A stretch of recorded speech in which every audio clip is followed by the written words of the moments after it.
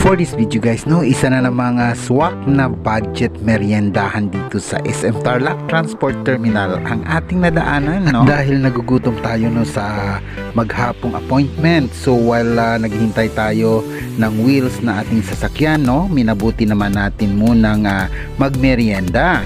At ito na nga ang Demson Hong Kong, no, kung saan meron silang bestseller na Demson Pride Canton na talaga namang masarap, no, at sulit sa halaga, no. Meron silang siopaw, crispy Shanghai, Lucky Wonton, crispy shark fin, no, ayan, at crunchy gyusa's bowl at iba pa, no.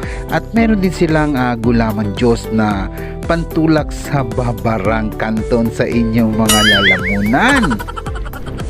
At ayan na nga, no, abalang-abala si ate, no, sa pagpiprepare ng ating order. Ayan, so mayroon din tayong mga kasabayan dyan na talaga nag-order sila, no. So ganyan ang process ng pagpa-pride ng kanton, no. Ayan.